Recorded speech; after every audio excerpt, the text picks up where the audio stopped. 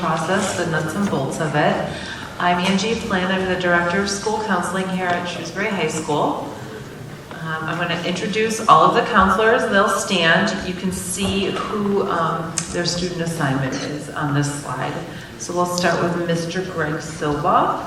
They're all down here. Mr. Frank Flynn. Wave. Ms. Jamie Lucier. Sean Russell. Ms. Susie Ariel. Hi, everybody. Ms. Tammy Young. Mr. Donatopoulos. And Mrs. Rice. So a few of them will be presenting tonight. Just quickly before we get into the presentation, I want to talk about how we communicate all of our events and important information. I do send out a newsletter. It's bi-monthly. It'll probably come out next week or the first week of October. We have an Instagram account, so please go on Instagram. We post on there. We post fun photos and different things. So it's shs.schoolcounseling. We have a website with tons of resources. So if you go to the Shrewsbury High School page, you can find us there. We are doing Schoology this year for students, so students can go to the Shrewsbury High School students page, and under resources, they'll find a school counseling folder, and we'll post all of our resources in there. This year, we're bringing back Financial Aid Night. It's going to be October 19th at 6:30 here in the auditorium. The FAFSA has significantly changed this coming year, so we thought it was important to bring MIFA out. MIFA is the one who does the presentation. They're the Massachusetts Educational Financing Authority. So we have a guest speaker who does that presentation. And then lastly, we do have some parent events for students in grades 9 and 10, in case some of your students are in the younger grade levels. We have these at 8 in the morning. We serve coffee. So you can kind of see them listed here. I won't go through all of them. All of this will be in our newsletter as well when I send that out. Okay, I'm going to introduce Mr. Frank Flynn. He's going to come up here and go over the next portion.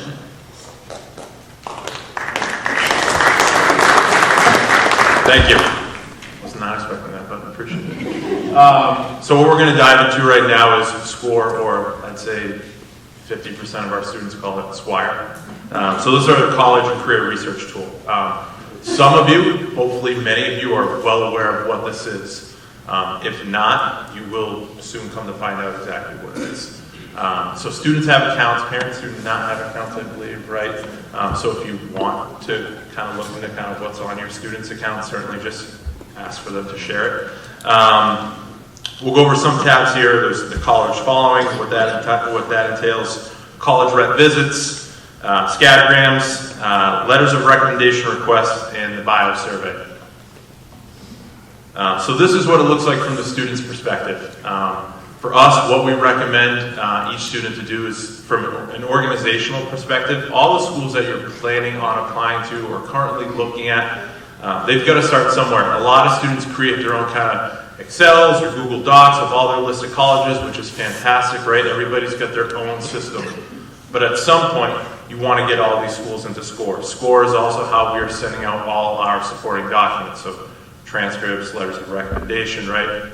Your Common App is where you'll apply, but SchooR is where we send out all those supporting documents. So at some point, you want to get all your schools into SchooR. And the first spot is to put them into the following list. This is relatively simple to do, but if you're running into struggles or not necessarily knowing how to do it, obviously just touch base with your counselor. More than happy to help.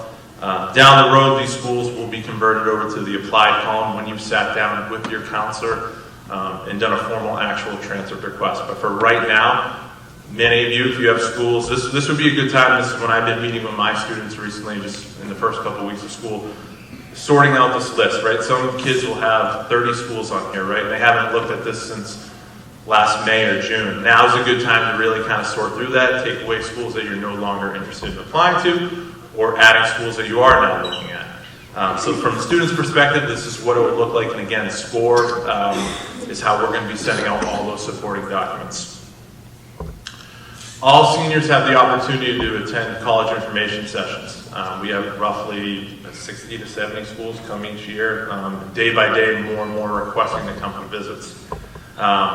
This is in SchooR as well. You have to register for these events. Some of them are relatively popular and fill up fast. If you run into an issue for one of the schools that you're looking at and you notice that you can't register because the event is full, touch base with your counselor. Like tomorrow, UMass Amherst is coming here, right? And that event typically fills up just like that. Students get pretty worried thinking they can't attend it. So again, they've come to us and we're able to kind of coordinate some things there.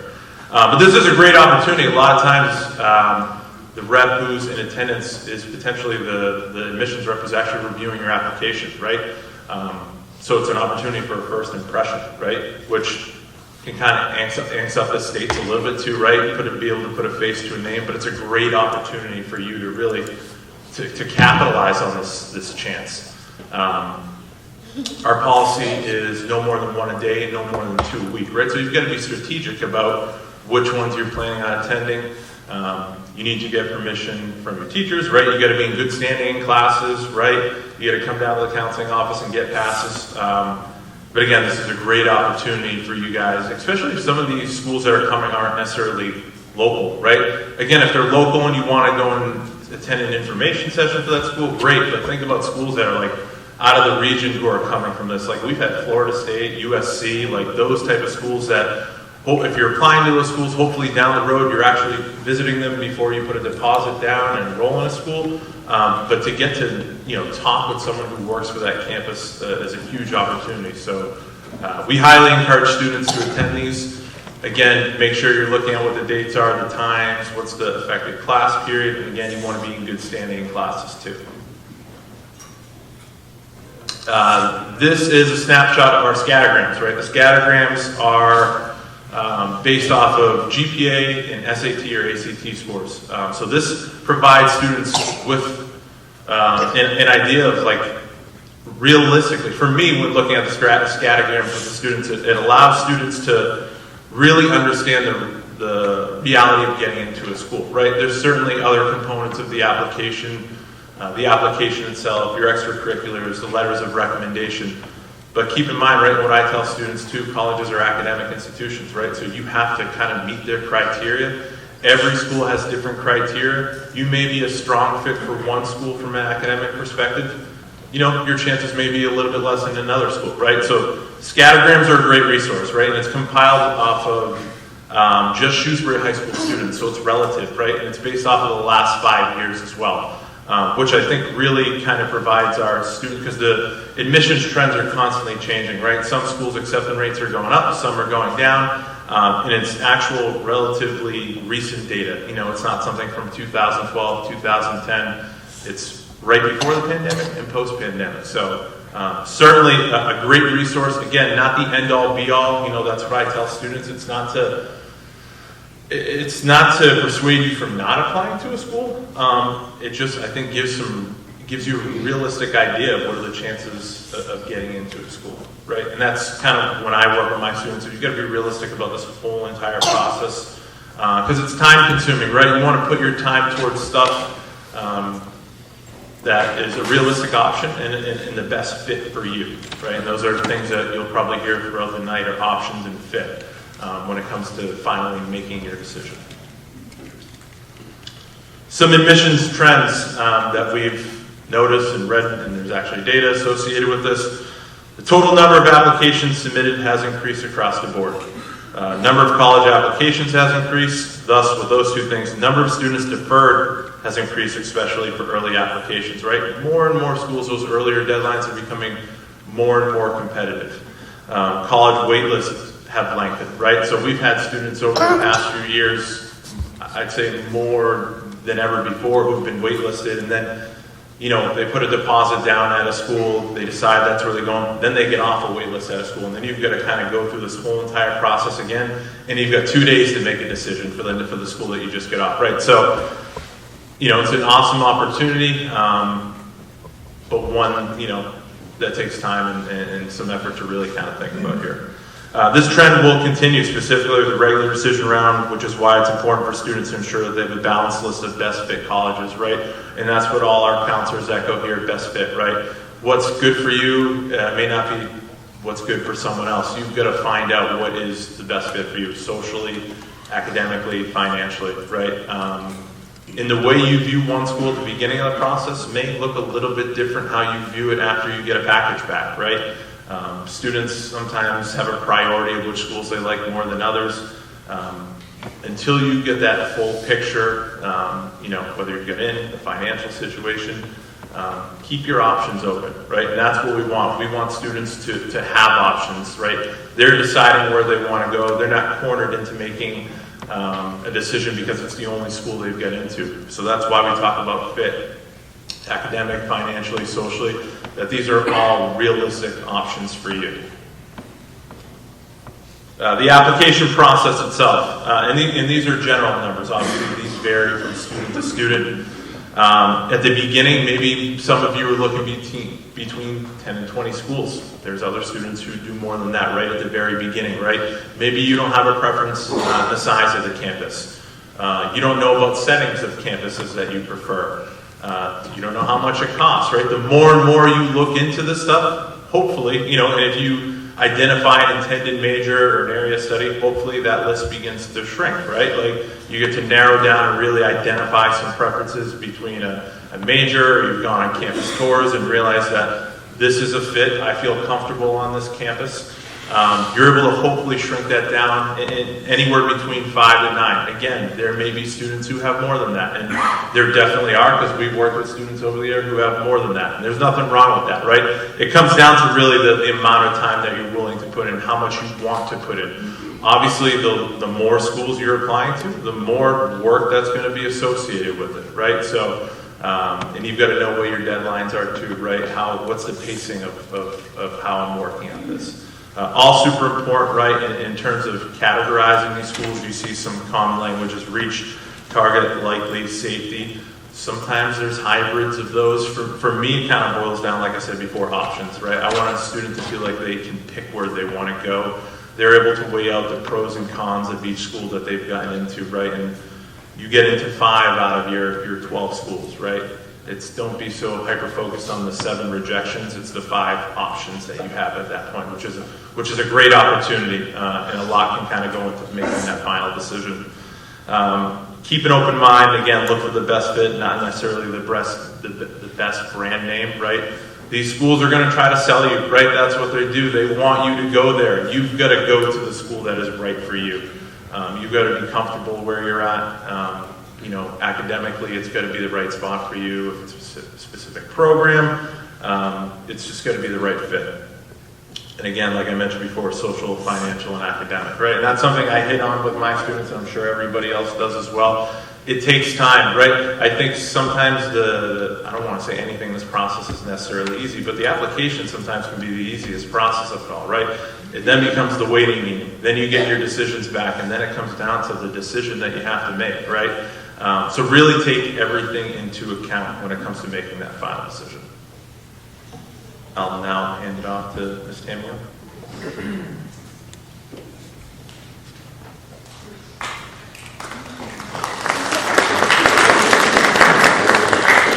All right, so I will be talking about the student component of the application process.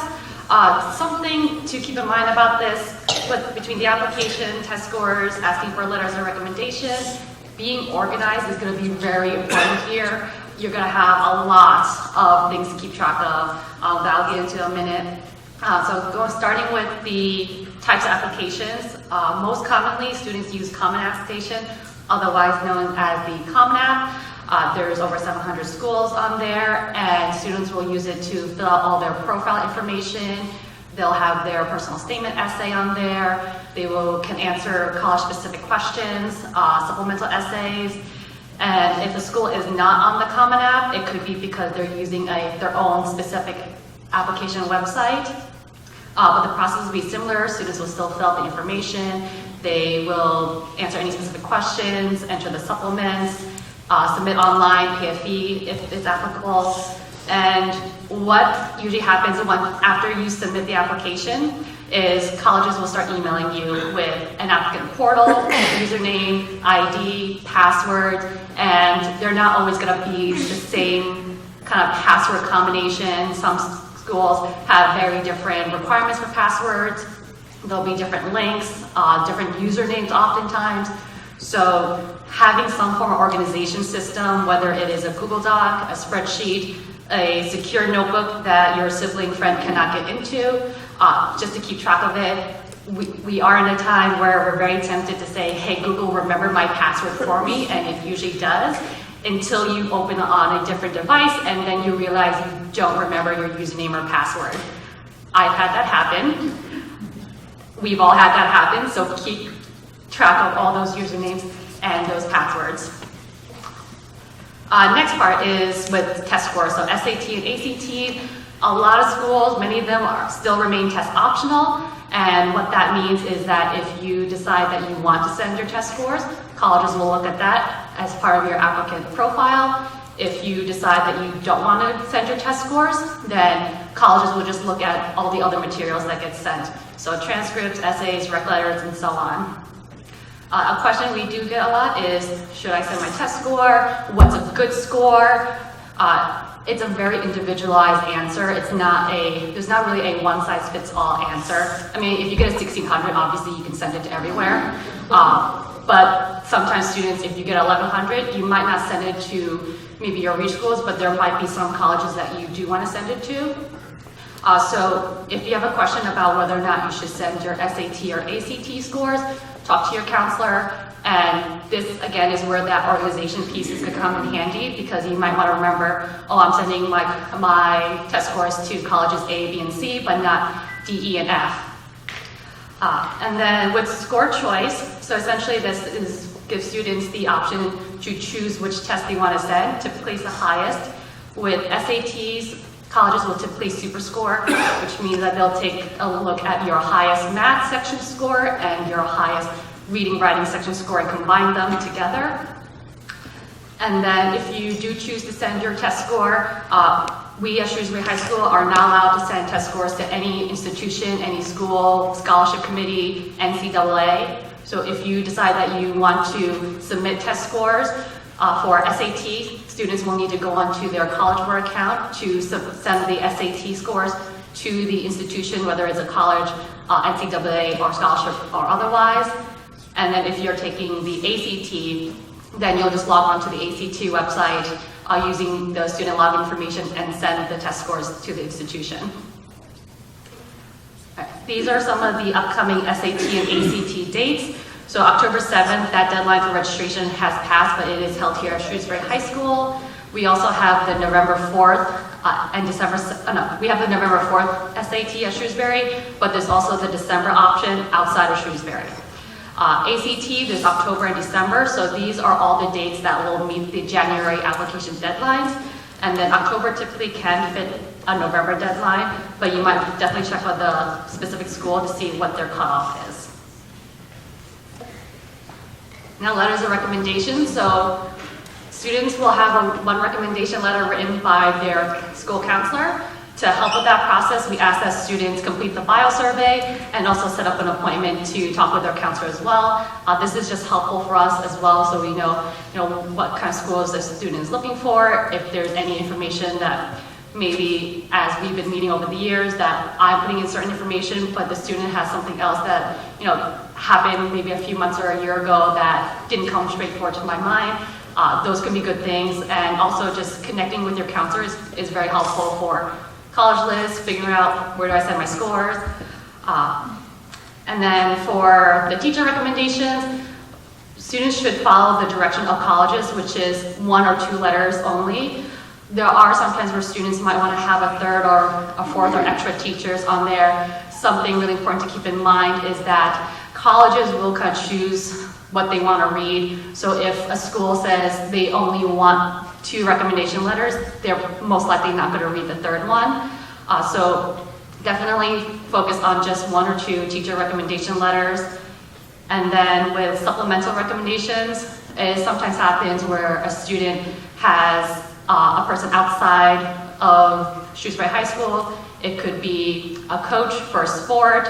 It could be a job supervisor, an outside tutor, or if it's maybe an administrator, so someone who's not their counselor or their teacher. If you or your student has a supplemental recommender that you want to consider, definitely talk to your counselor about that, because not all colleges will read a supplemental rec letter, and the supplemental rec letter also will not replace a teacher or a counselor rec letter. If you are thinking about a grade administrator or an administrator in general, keep in mind that that falls under the supplemental category, and it does not replace the counselor or the teacher rec letter. And a good rule of thumb for asking for rec letter, especially if you're going to ask for a teacher rec letter, is to give that person at least 1 month prior to your first deadline. So if you know that your first deadline is going to be November 1st, you should ask by October 1st. If you know your first deadline is going to be January 1st, take into account the holiday, and then at least 1 month and give us maybe like an extra week for that extra time as well. Admissions options, so these are the 5 admissions plans. Schools will at least have one of them, some will have a little bit more. Again, this is where the organization piece is going to come in handy. You're going to want to keep track of which school you're applying under early action or restrictive early action if they have one. They don't always follow the same dates. Generally, they might follow the submission deadline might be around the same time, like early action might be around November. But you definitely want to double check and keep organized. And also just double check the policy for schools for some of these application plans. For example, with the restrictive early action plan, it's not binding. However, they do place limitations for where students can apply for, like, maybe you can't apply early decision. Sometimes they'll say you can't apply other schools early action, or if you do apply other schools early action, you're limited to like certain in-state universities. Or they might even say you can't apply to anywhere else under restrictive early action. Same thing with like rolling admission, it's not binding. You pretty much can apply to however many rolling admission schools that you want, though not all of them will have the same deadline. Some of them, they might stop the rolling at April or May or June. And then with early decision, this is becoming a big question for students about, should I do early decision? Some really good things to keep in mind is that this is the binding one. This is the one where you're saying, I love you, you're my one and only, let's be together for the next 4 years. And if you feel the same way, we're gonna make it Facebook official. So-and-so is officially enrolling, hearts on there. It is like, this is your one and only. It is binding, and it is also an agreement between 3 parties. We typically have in the past looked at it as an agreement between the college and the family, but it's also an agreement that we as Shrewsbury High School also agree to, because as part of the early decision agreement, there is a contract that needs to be signed. So it gets signed by the student, the family, and then us as the school counselor. So we really want to make sure that you're positive about early decision if you're choosing it. You want to make sure you're positive about early decision. It is not just the academic commitment to do you want to be in this campus for at least 4 years or however long. It's also a financial commitment, because by the time that you're applying and getting the decision back, it's often before you get those financial aid packages. And it's, to get out of the binding agreement, it is under extreme circumstances. So as you're talking with, your school counselor, or you're reading information, researching it, it can be tempting to see the acceptance rate for early decision and think of it as a good strategy, but it is a very binding commitment to a school. Okay, so some general overview of the application deadlines. Early action, early decisions, typically around November 1st, November 15th. You might sometimes see a school has early action 2 and or early decision 2. Those are generally pretty similar to the early action 1 and early decision 1. The biggest difference is in their deadlines, so when you have to submit the materials, your application, and then when you'll hear back. So again, keep organized, because you want to make sure which schools you're applying for November, because you have the time, you can write all those essays, you can fill all those applications, and which schools you might want to do under regular or early 2, if that's an option. For regular decision schools for both state and private, this ranges from January 1st to about mid-April. But again, check with the specific college to make sure when their exact deadline is, because it's not always the same. And then there might also sometimes be an outlier. For example, California State Universities or the UC schools, those have a regular decision deadline of November 30th. So November 30th is the last date that you can submit application, but you still find out sometime mid-March or even April. Right, so now I'm going to hand it off to Mr. Soboff.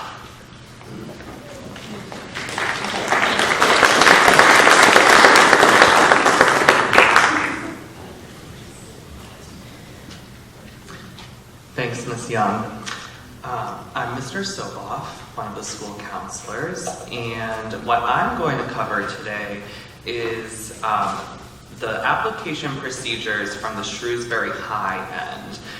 So what we do, particularly at our school, to help with processing supporting documents and sending it out via SchooR. So as Mr. Flynn pointed out, we use SchooR as our central processing unit to send your supporting documents to the universities. Supporting documents include anything from school profiles, transcripts, the student report, letters of recommendation from teachers, counselors' letter of recommendation, and any other forms that might be required. We will go over that in depth in our school counseling meetings. The majority and bulk of information that will be between the counselor and family and student is going to be in our counselor meetings. We will also have some additional opportunities to present college application information to students, which we will get into in a little bit. The next thing that I wanted to talk about, which factors into supporting documents and our letter of recommendation, is the parent brag sheet. This is a very, very useful tool that as parents and guardians, you fill out on behalf of your child and then return it by October 1st to your student's school counselor. This will absolutely help us strengthen and add to any letters of any information that we've already obtained from the students, and add to their letters of recommendation. So the more information that you provide, the more we can tap into to cultivate these letters.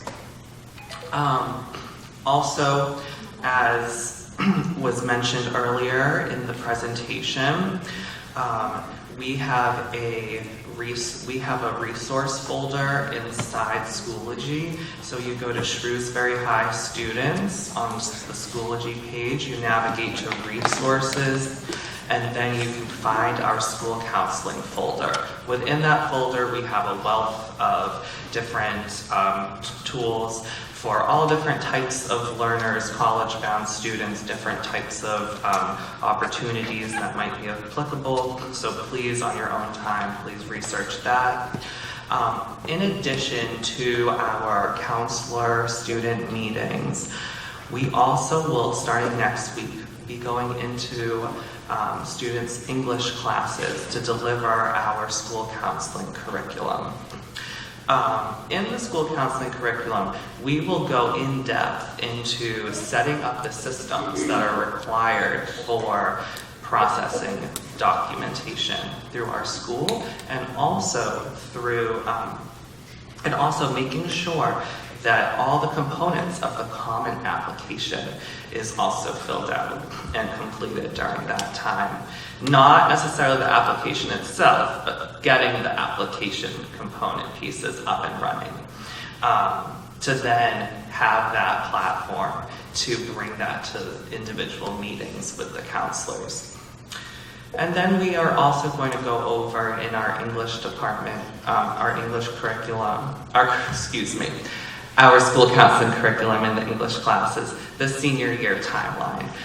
with the idea in mind that your timeline can look extremely different from the person sitting right next to you.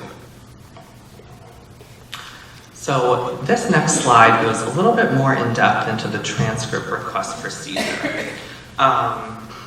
We will have what's called a mandatory transcript request meeting. So 10 days before the first deadline, you will make an appointment with your school counselor to make sure that we fill out the transcript request form. Along with that, it's also going to be a $5 fee per transcript. So if we are sending your transcripts to 6 schools and we fill 6 schools out on the form, then you are also submitting an accompanying $30 check or cash. We will also in these meetings go over any additional forms that might need to be completed. For example, if you are going forward with an early decision plan that Mrs. Young was referring to a little earlier, you will need to sign a contract. And that contract is accessible through SchooR and is signed by the student, the parent, and the counselor. So that's an example of an additional form. Also, if you are entitled to a fee waiver, that's another additional form that we would complete at this meeting. And please note that transcripts will not be sent until we have received the payment. And students will receive a receipt called a yellow payment slip, which can then serve as proof of payment, and then after that, the documentation will be sent out to all the schools that were provided on that list. These are the deadlines, so if you have November 1st deadlines, you're making sure to meet with your school counselor by October 15th. That means to have the transcript request meeting. And then following, there's the other consecutive deadlines. I will just say that October 15th is going to be the first large deadline for some students, and Mrs. Rice sent out an email earlier today that said if you are intending on applying to an October 15th deadline school, you need to make your appointments by the end of next week. Just to let you know, mid-year and final transcripts will automatically be sent to your colleges, and they will have also in the end of Q1, we will also send your Q1 grades so that colleges can have a glimpse of how you're doing so far in your senior year. And then end of January, we will be sending out the first semester grades as well. At the very end of the year, students will identify their school of choice, and then Shrewsbury High will automatically send that transcript to that school. And that will all be done and documented through SchooR. This next slide is for anyone who might have a 504 plan or on an IEP. This just is some guidance around how you would go about factoring that into your college application search. So you would absolutely, while doing your college visits, you'll want to visit what's now called, in more schools are adopting this term, the Office of Accessibility Services. So it's shifting away from disability. So if you hear accessibility, that's kind of what you want to look for. You're going to see if the program has supports that you would require as a student. That is part of finding out if it's a good fit or not. Also, this is very important, a very important piece. Families are required to send their own documentation to the colleges directly, so we cannot, from the school, send any 504 or IEP plans out to a university on behalf of a student. And then finally, this last piece really focuses on the self-advocacy component. Students must self-identify after arriving to school. Even if you send over the 504 or IEP plan, it's still the student's responsibility to meet with accessibility services and to discuss what accommodations will need to be put in place. These next couple of slides are just going to go over the distinction of everyone's unique roles within this college application process. So for the student, their roles are, at this time you are in control. You're deciding, you're doing the research, finding out what schools you want to go to, scheduling appointments with your counselor. You are doing the research and bringing that info to your meetings with us. Register for the SATs, ACTs, and send your scores to colleges. We also will be helping to show students, especially in the English classes next week, how do you go about requesting a letter of recommendation from a teacher on SCORE? And we can help with that. Students are responsible for completing their applications, their essays, and their supplemental essays, and submitting their applications on time. A few points are that counselors, we are available during all lunches Mondays through Thursdays in the Commons until October 19th. So each day between Monday and Thursday, there will be a different set of counselors down there to answer any drop-in questions that you might have. And so this is on top of, in addition to the individual counselor meetings that students will be booking. Also, the college and career planning portfolio is also located in the Student Schoology resource folder. Then we have a few other components to this application process roles.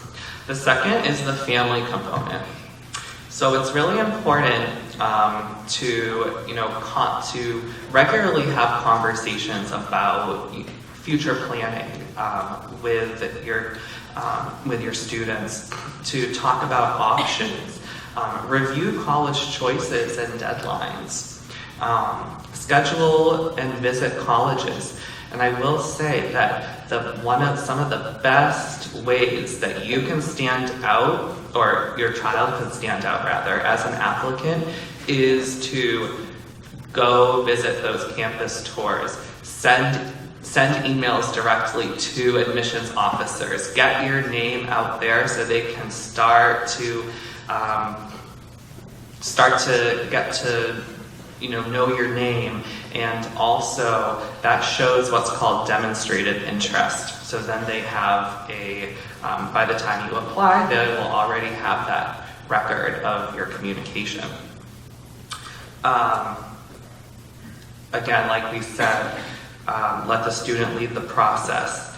Also make sure that you are coming to different events that we have, such as our financial aid night, and the most important thing, schedule time every week to discuss the process. And then from the school side of this, as stated earlier, the counselor and student meetings are going to be where the heart of this work lies, to guide and support the process. We also, through SCORE, will be sending transcripts and other school information, and also school personnel will be writing and sending letters of recommendation for students. So I wanted to make sure that everyone is aware that we do have additional resources in Schoology for all different types of varieties of students. And I would like to inform everyone that This now concludes our presentation. If you do not have any other questions, you may feel free to leave at this point. And if you do have some questions, then please do stay so you can get them answered. And now I will hand it over to Ms. Rice.